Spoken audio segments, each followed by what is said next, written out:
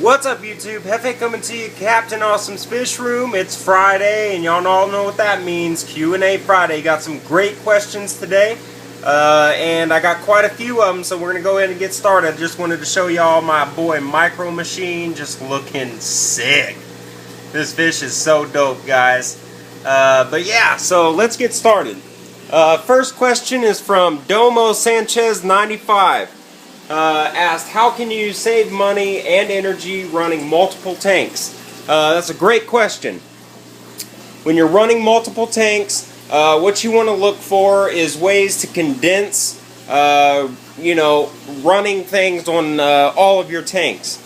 Take heaters, for example. The best way to cut costs inside of a fish room with multiple tanks is doing centralized filtration. Now there is two ways to do this. The first way is actually running a sump method like you see here. This isn't centralized, this is just an example, guys.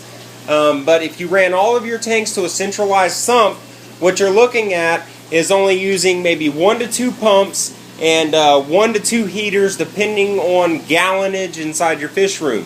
Now heaters and lights, those are your two biggest energy consuming items inside of a fish room. Say for instance this heater right here, as Big Rig comes up to join us, is 300 watts of power. Okay, that's a lot of power being pulled in for just one item on a tank.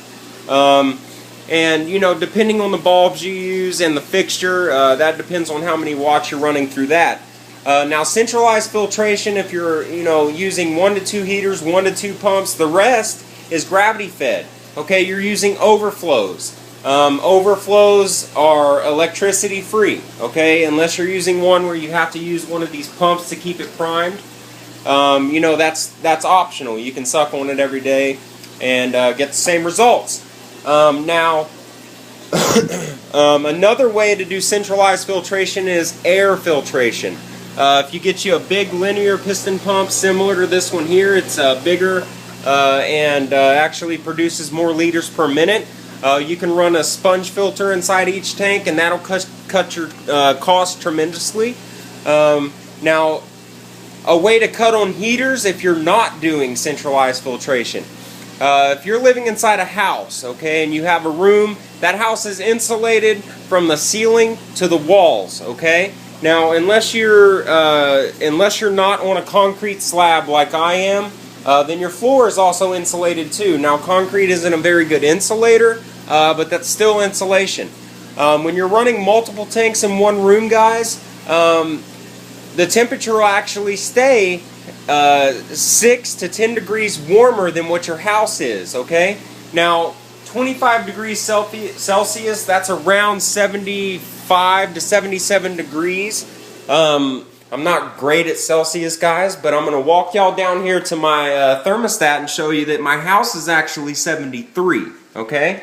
Now, that's a way you can cut heater cost. If you insulate your room even more, like if I was to insulate this window here, it would actually stay warmer and I wouldn't have to run any heaters in any of my tanks, but that's the reason I run heaters in most of my tanks, is because of that window. Okay, so those are some ways that you can cut energy cost and be more efficient with your energy bill in your fish room. Okay, next question comes from Nathan Butler. Asked if I have do you have a breeder's license? Because he is trying to sell some fish that he's breeding, and he wants to sell to big box stores like Petco and PetSmart. And this may be a shock to some of you guys, and this is why you cannot find that kind of stuff on the internet, is because you do not need a breeder's license to sell the fish that you breed. Okay, when he asked me this, I actually asked him what he meant by it. I thought he was talking about an import-export license, but no, he told me the story about PetSmart, and that's when I went, oh, okay, I gotcha. I've heard this question before, and I've actually asked it before myself, guys.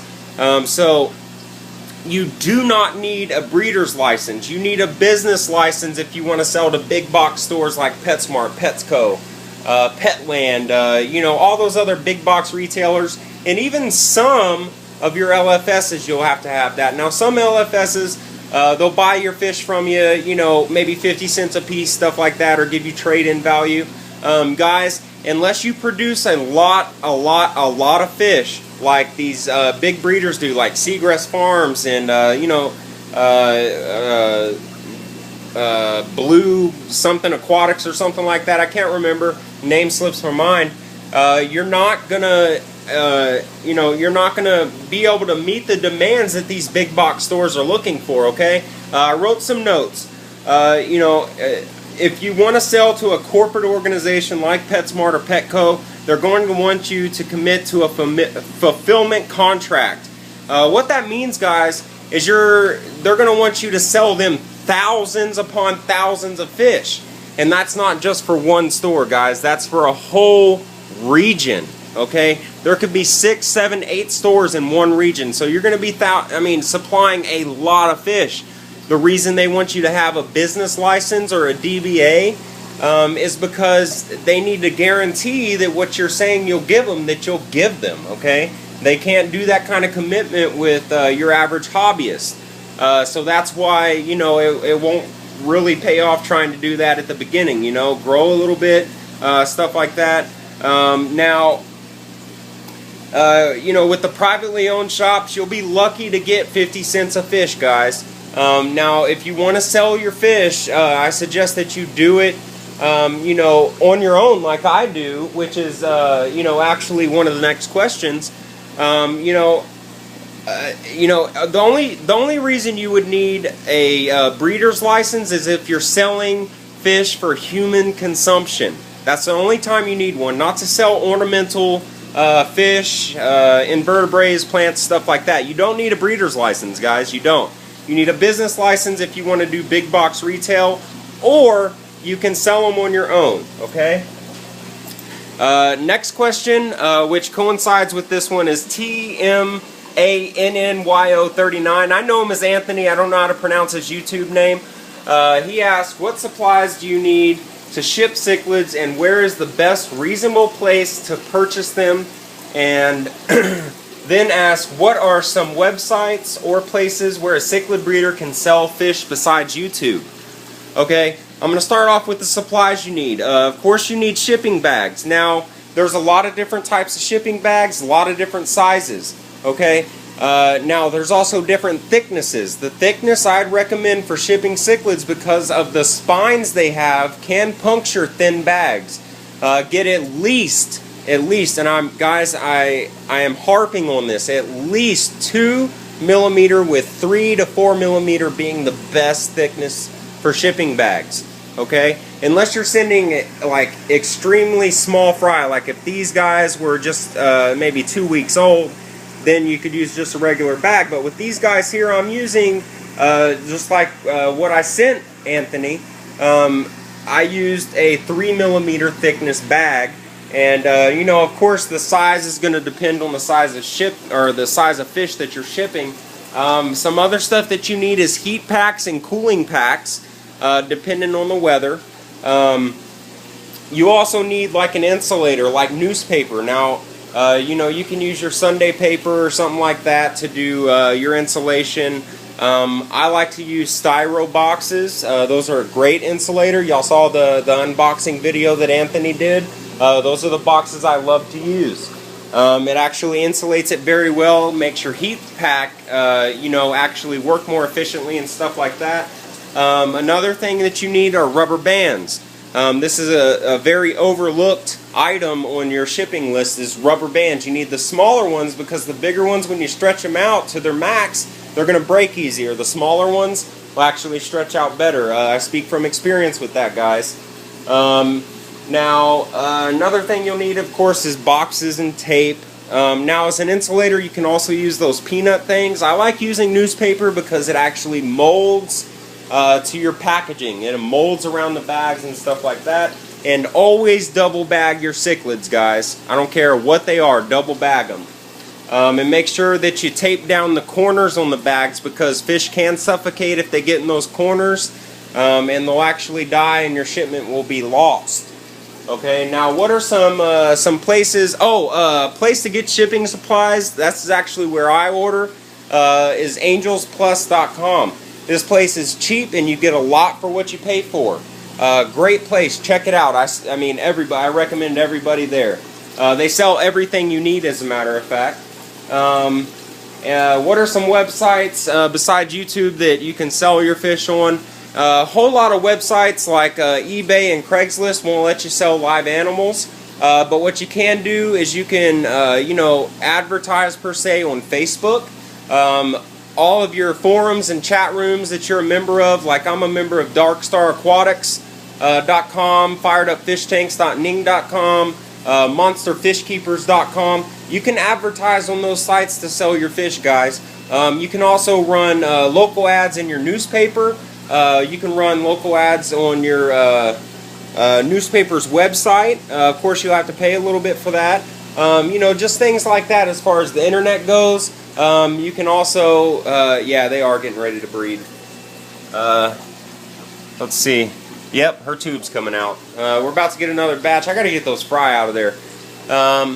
So yeah, those are some places. You know, you just got to kind of think outside the box. And of course, word of mouth, guys.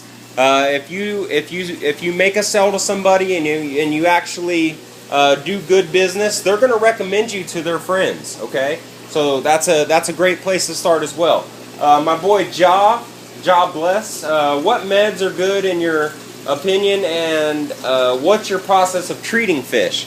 As y'all know, I don't really use medications in my fish room. If I have you know, a sick fish, I mean, I look at my fish every day, probably like most of y'all do, and I recognize when something's you know, kind of not normal.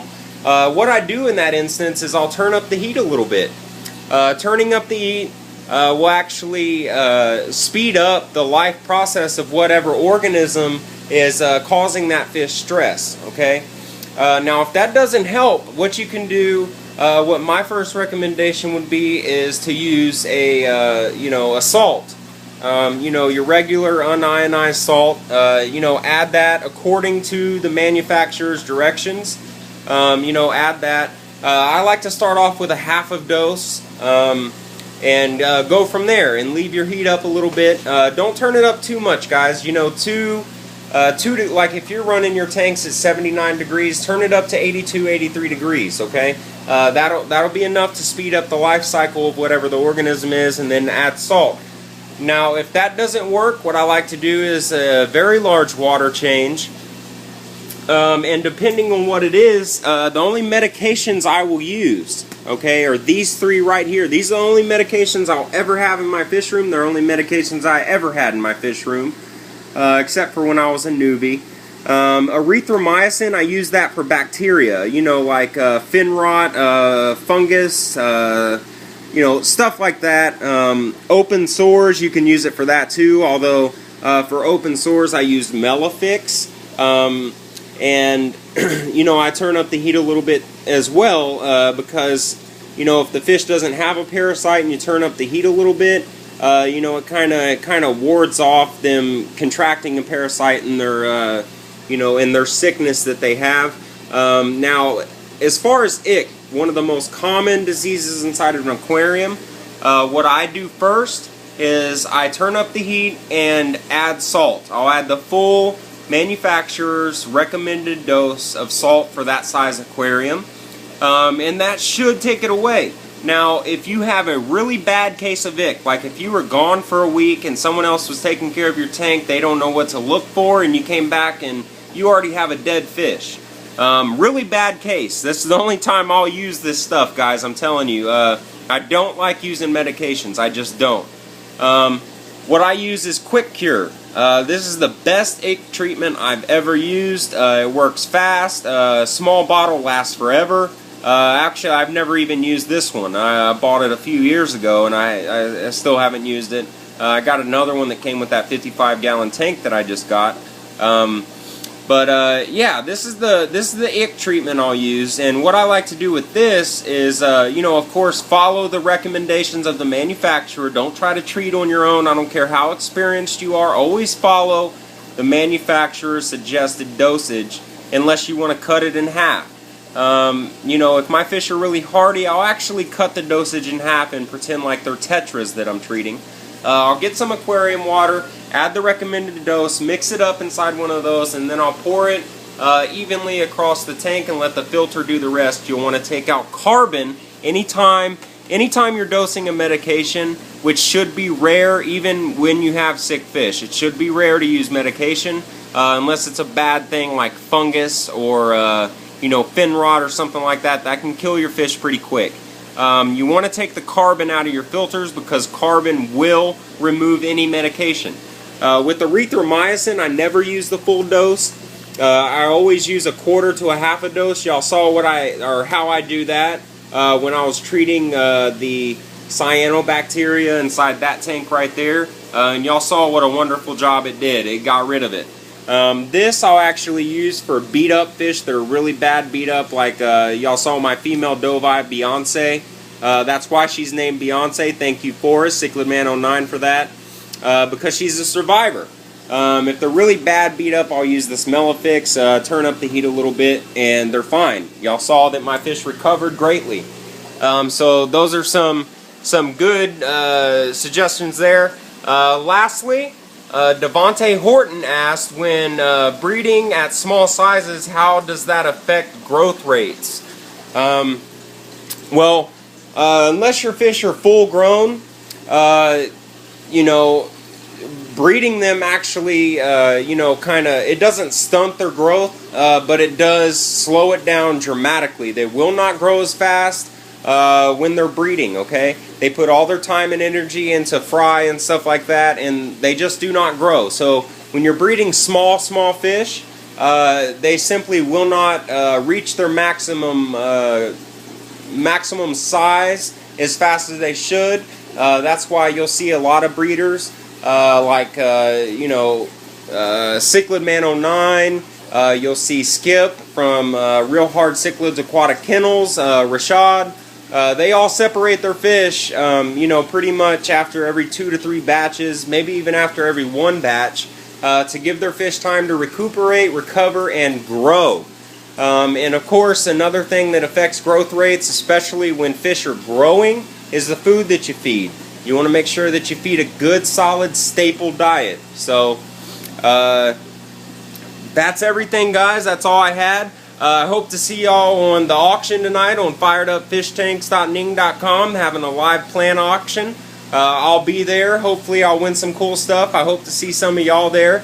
Of course, there's no chat, but we can chat afterwards, say what's up, you know. Hope to see y'all there. And with that said, this is what I'm doing. This is what I've done. Hope y'all had an awesome Friday. Hope y'all enjoyed Q&A.